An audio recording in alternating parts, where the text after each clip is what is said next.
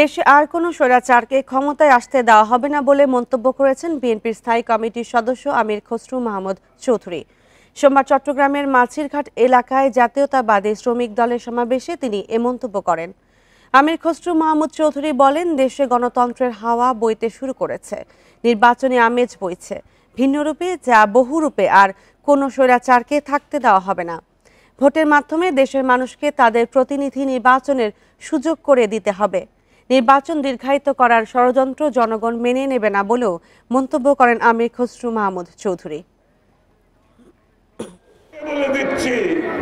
বড় বড় স্বৈরাচারকে বাংলাদেশের মানুষ বিতাড়িত করেছে। ওই প্রক্রিয়ায় সেই প্রক্রিয়ায় ভিন্ন রূপে বিভিন্ন রূপে বহুরূপীর ভাব দিয়ে আর স্বৈরাচারকে আমরা এখানে থাকতে দেব না।